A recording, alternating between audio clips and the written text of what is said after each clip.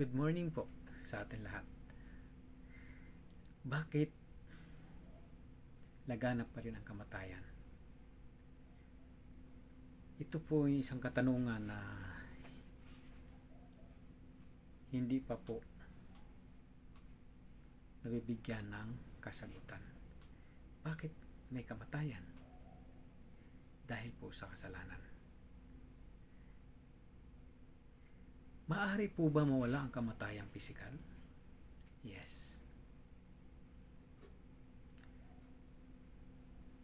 Kung titingnan po natin nung first coming, dumating po ang Panginoong Hesus para iligtas ang mga tao. Subalit, hindi po siya nakilala ng sarili niyang bayan. Kaya babasahin po natin sa John chapter 1 verse 11, ito po ang sinasabi. Pumunta siya sa kanyang bayan, ngunit hindi siya tinanggap ng sarili niyang kababayan. Subalit ang lahat ng tumanggap at sumasampalataya sa kanya ay binigyan niya ng karapatan maging anak ng Diyos. Yan po. So, pagdating ng Panginoong Hesus, hindi po siya tinanggap ng sarili niyang kababayan. Kaya hindi po sila naligtas. At sino lang po yung naligtas? Sa panahon po ng first coming, yung mga sumunod at nanampalataya. Sino lang po yun? Yung 12 disciples. So ang tanong, maaari pa po ba mawala ang kamatayan? Yes. Pwede po maputol ang kamatayang physical. At hindi lang pwede, mangyayari po sa pangalawang pagparito ng ating Panginoon Hesus. Maaari po na mawala at maputol ang kamatayang pisikal na po sapagkat siya'y nangako na siya'y babalik. Bakit po nung first coming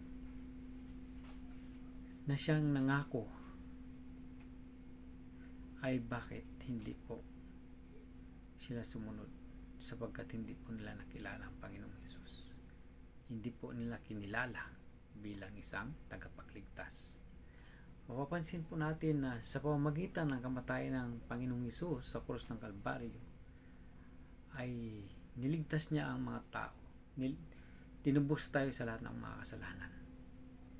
Subalit ang tinubos lang, ang na-cover lang po sa kanyang dugo ng pagtubos ay yung original sin. Sapagkat kung napawi na ang lahat ng kasalanan, dapat wala na po ngayong kamatayan. So kaya po siya'y nangako na siya'y babalik sa pangalawang pagparito upang wakasan na po ang kamatayan physical maging sa spiritual po. So kaya po mahalaga na maunawaan natin ang kanyang mga salita na sinasabi rito. Nawa po sa ating panahon ay talaga pong maunawaan natin ang kanyang mga salita upang maputol na ang kamatayan pisikal. So yan po ang hindi alam ng maraming tao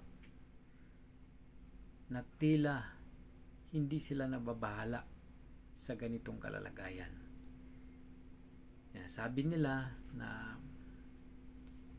namamatay ang tao. Tama po. Tumanda at namamatay. Subalit kung tutuusin, wala pong kamatayan ang mga tao. Nagkaroon po ng kamatayan dahil po sa kasalanan ng tao. Dahil sa pandarayan ni Satanas. So kaya po sa pangalawang pagparito ng ating Panginoong Hesus ay puputulin na po yung kamatayang pisikal maging sa spiritual po na bagay. Kaya iyon po ang dahilan kung bakit may pangalawang pagparito or yung second coming. para wakasan na po ang kamatayan. Subalit sino lang po ang makakaranas, makakapag-avail or qualify na makakapasok sa ganitong kalalagayan? Yung mayroong pananampalataya. Pareho din po, the same lang po nung first coming. Dapat mayroon kang pananampalataya. Sa ating time, for our time is only the same, na dapat paniwalaan mo ang kanyang mga panukala, maniwala ka sa kanyang mga propesiya na siya po ay Diyos na tagapagligtas.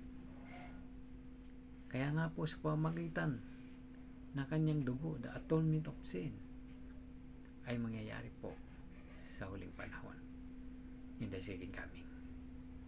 So kaya po, nawa po talaga isipin natin mabuti na dapat walang kamatayan at ito'y papawiin, ito'y mawawala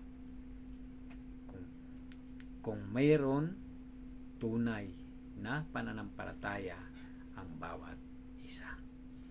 So good morning muli. Nawa po pagpalain kayo sa mga salitang ito. At sa pamamagitan nito, nawa po ay maging reality ang bawat isa sa atin. God bless you po sa lahat.